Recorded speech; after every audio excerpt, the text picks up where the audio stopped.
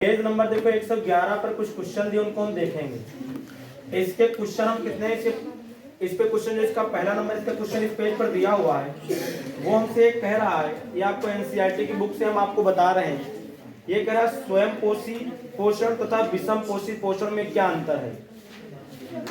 तो ये स्वयं पोषी पोषण और विषम पोषी पोषण हमने आपको लिखाया है, आप उसी से इसके अंदर क्या कर सकते हैं, लिख सकते हैं। स्वयं पोषी पोषण वे होते हैं जो अपना भोजन क्या करते हैं, स्वयं बना लेते हैं, जबकि विषम पोषी पोषण वे होते हैं जो हरे पौधों पर या अन्य जीव जंतुओं पर क्या करते हैं, निर्भर करते हैं। तो ये डिफरेंस लिख सकते हैं। दूसरा ये लिख सकते हैं कि जो स्वयं पोषी पोषण होते हैं उनमें क्या होता है, स्वयं पोषी पोषण जो होते हैं वो क्या होता है, उनमें प्रकाश संश्लेषण की क्रिया होती है, जबकि विषम पोषी पोषण में प्रकाश संश्लेषण की क्रिया नहीं होती है। देखो जो स्वयं पोषी पोषण होता है किसमें होता है, हरे पौधों और नीले हरे शैवालों में पाया जाता है, जबकि जो विषम पोषी पोषण होता है वो जितने भी जीव जंतु हैं उन सब में पाया जाता है। ठीक है, तो इसमें ये डिफरेंस है, ये तो हमने आपको लिखा है, इसमें क्या कर सकते हैं, लिख सकते हैं।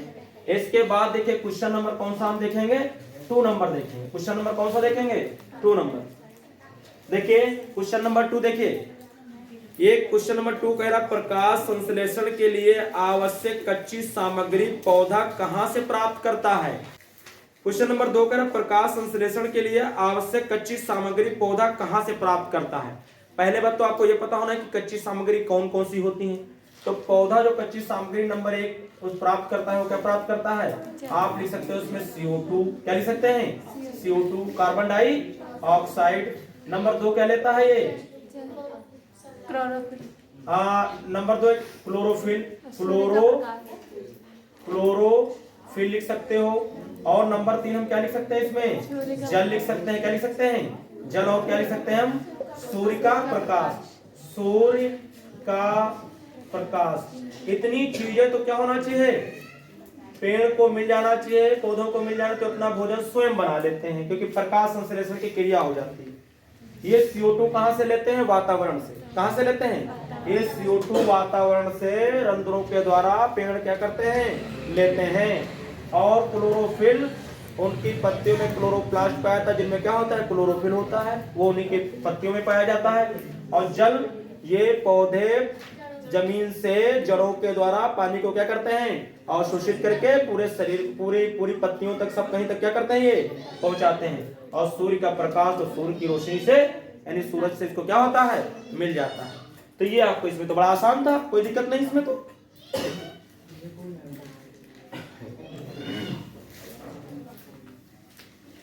क्वेश्चन नंबर 2 हो गया। देखिए जिसका जितना अच्छा लेसन पढ़ा उसके इतने फटाफट क्वेश्चन के आंसर आ जाएंगे।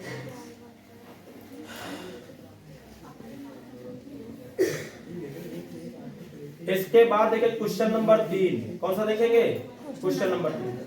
जो आपका तीसरा जो आपका क्वेश्चन है वो क्या बोल रहा है, देखिए क्वेश्चन नंबर 3 इसमें आपको क्या बोल रहा है, कह रहा हमारे आमाशय में अम्ल की क्या भूमिका है।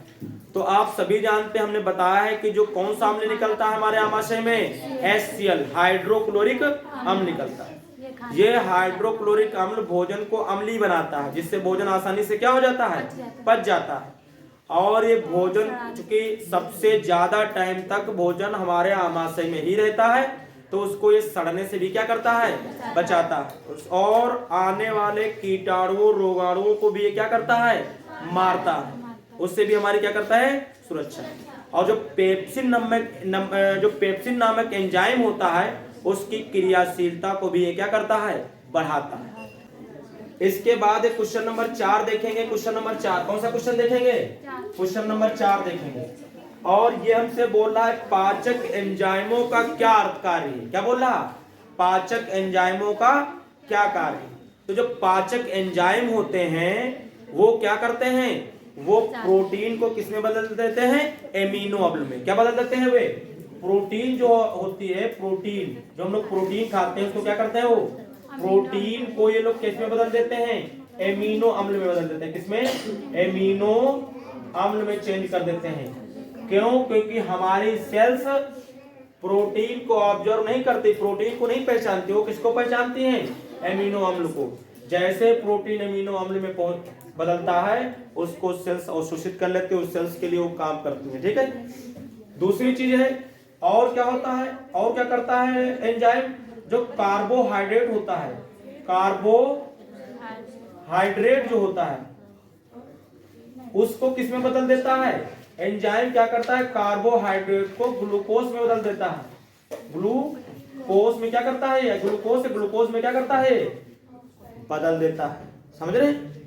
नंबर 3 एक और है, जो वसा होती है, वसा क्या होती है, जो वसा, वसा को क्या करता है एंजाइम, वसा को क्या करता है, वसी अम्ल में बदल देता है, वसी अम्ल में बदल देता है। या हम कह सकते हैं क्या, इस वसा को वसी अम्ल में बदलता है या किस में बदल देता है, ग्लिसरॉल में बदल देता है। किसमें, ग्लिसरॉल में बदल देता है। किसमें बदल देता है, ये ग्लिसरॉल में बदल देता है।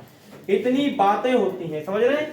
जो एंजाइम होता है वो एंजाइम प्रोटीन को किसमें बदल देता है, एमिनो अम्ल में, कार्बोहाइड्रेट किसमें बदल देता है, ग्लूकोज में, और वसा को किसमें बदलता है। देखिए क्वेश्चन नंबर 5 देखिए, लिखा हुआ है पचे हुए भोजन को अवशोषित करने के लिए क्षुद्रांत्र को कैसे अवकल्पित किया गया है।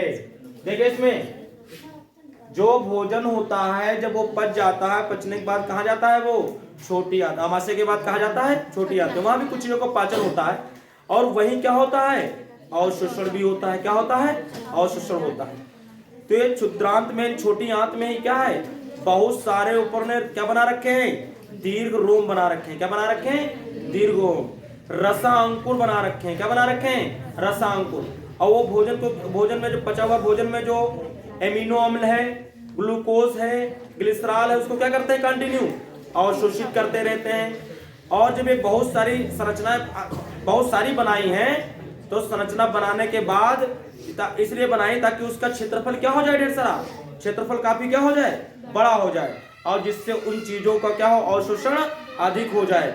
अवशोषित होने के बाद वो चीज किसमें मिल जाती है, ब्लड में मिल जाती है। कौन चीज, ग्लूकोज और एमिनो अम्ल और क्या, वसी अम्ल या ग्लिसरॉल मिलने के बाद ये वाहन मीन्स पूरा जो ट्रांसपोर्ट का काम करता है ब्लड, उसमें मिलकर के पूरे शरीर में एक एक कोशिकाओं तक क्या होता है, पहुंचा दिया जाता है। ये इसमें बताया गया है। ठीक है, देखिए क्या बोला इन्होंने, कहा है पचे हुए भोजन का अवशोषण क्षुद्रांत में होता है, छोटी आंत में होता है। क्षुद्रांत की संरचना इस प्रकार से है कि कुल सतही क्षेत्रफल बढ़ जाता है। क्या होता है, इसका क्षेत्रफल बढ़ जाता है, जिससे अवशोषण का क्षेत्र बढ़ जाता है। जब क्षेत्रफल बढ़ जाएगा तो अवशोषण का क्षेत्र भी क्या हो जाएगा, बढ़ जाएगा। अतः पाचित भोजन अधिक मात्रा में अवशोषित होकर रक्त में पहुंचता है और फिर इसका वहन पूरे शरीर में होता है। क्षुद्रांत की आंतरिक भित्ति में बहुत बड़ी संख्या में क्या पाई जाती हैं, अंगुलियों समान दीर्घ रोम होते हैं। ये दीर्घ रोम भोजन के अवशोषण के लिए एक बहुत बड़ा क्षेत्र प्रदान करते हैं, है ना। अगर कम ही होता क्षेत्र तो फिर सब अवशोषित नहीं कर पाते। क्षेत्र बढ़ गया क्योंकि बहुत सारे दीर्घ रोम बना दिए हैं, रसा अंकुर निकले हुए हैं, जिसके उसको अगर काट के फैलाया जाए तो बहुत बड़ा क्षेत्र मिलेगा, जिससे क्या हो जाएगा, सारी चीजें जितनी भी वो सब क्या हो जाएंगी, अवशोषित हो जाएगी। अवशोषित हो जाने के बाद ब्लड के द्वारा सेल तक पहुंच जाएगा, और सेल जैसे ही पा जाता है यहाँ से ग्लूकोज, फिर ब्लड के ही द्वारा क्या पहुंच जाता है, ऑक्सीजन, रिएक्शन हो जाती है और मिल जाती है आपको क्या, ऊर्जा, जिसको हम कंटिन्यू क्या कर रहे हैं, अपने कामों में यूज कर रहे हैं।